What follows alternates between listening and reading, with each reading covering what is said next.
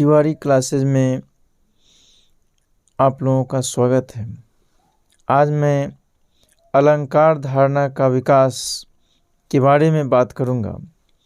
भारत में काव्य शास्त्रीय चिंतन परंपरा का मूलभूत ग्रंथ आचार्य भरत का नाट्यशास्त्र है। यद्यपि भरत का मुख्य उद्देश्य दृश्य काव्य के उपादानों का सांगोपांग निरूपण करना था, तथापि उनके व्यापक विवेचन में काव्य शास्त्र के प्रमुख विवेच्य तत्वों का भी समावेश हो गया था। ऐसा होना अस्वाभाविक नहीं था। दृश्य काव्य का क्षेत्र बहुत विस्तृत है। वाचिक अभिनय में श्रव्य काव्य के सभी अवयव समाविष्ट हो जाते हैं। यही कारण है कि नाट्य शास्त्र के प्रतिपाद्य गुण, दोष, रस, अलंकार आदि काव्य शास्त्र के भी प्रतिपाद्य विषय बन गए।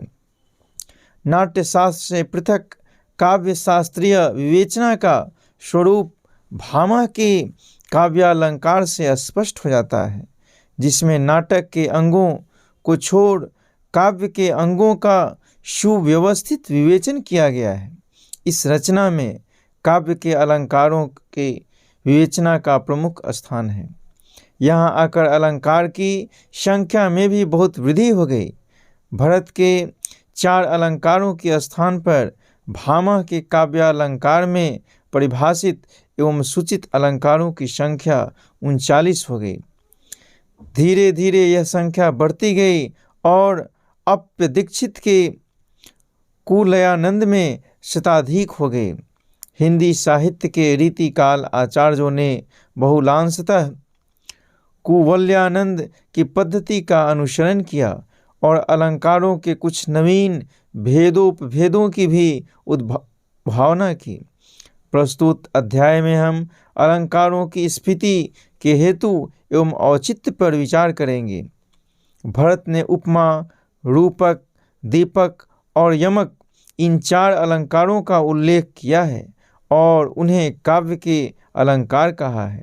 उपमा की परिभाषा में भी इस बात का प्रमाण मिलता है कि भरत उसे केवल नाट्य के क्षेत्र में सीमित अलंकार नहीं मानते थे, वरन उसे सामान्य रूप से काव्य मात्र का यानी श्रव्य तथा दृश्य दोनों काव्य भेदों का अलंकार मानते थे।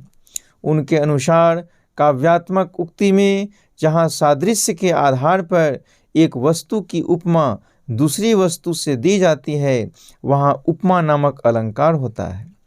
सामान्य रूप से अलंकार को काव्यालंकार कहने पर भी आचार्य भरत ने यमक के 10 भेदों को नाटकाश्रित अलंकार कहा है। इससे स्पष्ट है कि उन्होंने काव्य बंध तथा नाट्य बंध में स्फुट भेद नहीं किया है।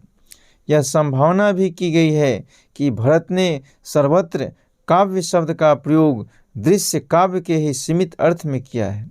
प्रस्तुत संदर्भ में यह विचारणीय है कि भरत ने किन लक्ष्य ग्रंथों को दृष्टि में रखकर अलंकारों के लक्षण का निरूपण किया होगा।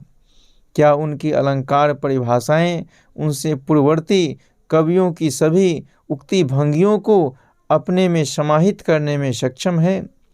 यदि यह मान लिया जाए कि उनके अलंकार लक्षण के लक्ष्य केवल नाट्य ग्रंथ थे, तब तो लक्ष्य के अभाव में उन लक्षणों की व्याप्ति के परीक्षण का कोई साधन नहीं होने के कारण उन्हें असंदिग्ध रूप से प्रमाणिक मान लेना होगा। किंतु यह मान लेने का कोई सबल आधार नहीं है कि भरत ने केवल नाटकोक्तियों के ही अलंकारों का लक्षण निरूपण किया है, काव्योक्तियों के अलंकारों का नहीं। यदि काव्य भनीति की समग्रता की दृष्टि से भरत के अलंकार लक्षण के औचित्य की परीक्षा की जाए, तो प्रश्न यह उठता है कि क्या भारत के पूर्व भारतीय साहित्य में उक्त 4 ही अलंकारों का प्रयोग हुआ है? वैदिक संहिताओं, महाभारत तथा आदि कवि की रामायण में काव्यात्मक उक्तियों का इतना विशाल वैभव है, उनकी भनीति के इतने प्रकार हैं कि उन्हें अपनी सीमा में समाविष्ट कर लेने के 4 ही अलंकार पर्याप्त नहीं माने जा सकते।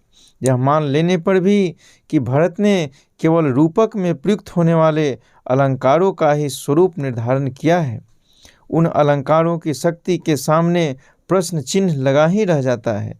जैसा कि ऊपर कहा गया है, भरत पूर्व नाटककारों की कृतियां उपलब्ध नहीं, किंतु उस प्रौढ़ नाट्यशास्त्रों तथा उसमें पूर्ववर्ती अनेक नाट्याचार्यों के नामोल्लेख से अनुमान किया जा सकता है कि भरत के काल तक संस्कृत नाटक साहित्य का भंडार समृद्ध हो चुका था, जो दुर्भाग्य से लुप्त हो गया।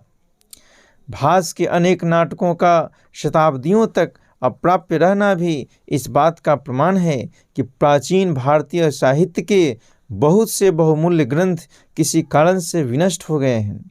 विदेशियों का आक्रमण और भारतीय सांस्कृतिक गरिमा के उन्मूलन का उनका प्रयास इस अपूरणीय क्षति का एक मुख्य कारण माना जा सकता है। अस्तु इस विषयांतरानुसंधान का उद्देश्य इस अनुमान की पुष्टि करना है कि नाट्यशास्त्र के निर्माण के समय भरत के सामने विशाल रूपक साहित्य रहा होगा। यह अनुमान भी किया जा सकता है कि संप्रति अनुपलब्ध उन अज्ञात कलाकारों की कलाकृतियों की मुख्य प्रवृत्तियां रिक्त के रूप में भास, कालिदास, भवभूति आदि प्रवर्ती नाटककारों को प्राप्त हुई होंगी। अतः इन उपलब्ध रचनाओं की प्रवृत्तियों के आधार पर पूर्ववर्ती लुप्त रचनाओं की प्रवृत्तियों का अनुमान किया जा सकता है। कालिदास और भवभूति के नाटकों में इतनी काव्यात्मकता है तथा उक्तियों में स्वाभाविक रूप से आए हुए अलंकारों की इतनी प्रचुरता है कि उन्हें 4 अलंकारों में परिभाषित कर लेना संभव नहीं। काव्य अपने समग्र सौंदर्य संभार में नाटकों में वर्तमान है। कहीं कहीं तो मुक्तक काव्य के भी सुंदर उदाहरण नाटकों के बीच मिल जाते हैं। उत्तर रामचरित का वह स्थल जिसमें राम की विरह दशा का वर्णन हुआ है, नाटक के संदर्भ से विक्षीण हो जाने पर भी विरह के सुंदर काव्य के रूप में अपना सौंदर्य सुरक्षित रखेगा। अतः रामस्वामी शास्त्री शिरोमणि को यह युक्ति कि भरत ने रस प्रधान नाटक आदि अभिनय काव्यों के अलंकरण के लिए इन 4 अलंकारों का उल्लेख किया है, श्रव्य काव्यों के लिए नहीं, भरत के अलंकारों की प्राप्ति सिद्ध करने के लिए अलम नहीं है। उनकी मान्यता है कि ये 4 अलंकार रसाविरोधी हैं, अतएव दृश्य काव्य के संदर्भ में भरत द्वारा उल्लिखित है। भरत की अलंकार धारणा की यथेष्टता तथा औचित्य की परीक्षा के लिए उनकी लक्षण धारणा का अध्ययन अपेक्षित है।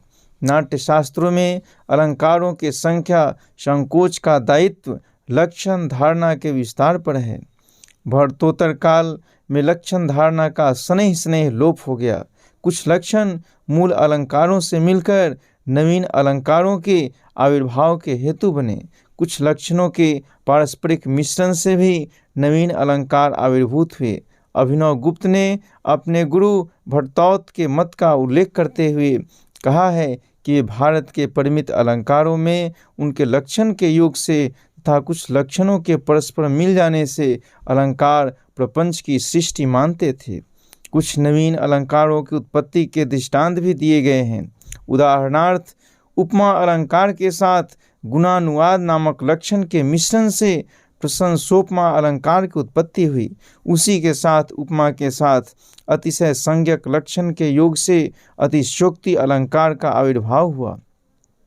मनोरथ लक्षण तथा उपमा के मिलन से अप्रस्तुत प्रशंसा का जन्म हुआ।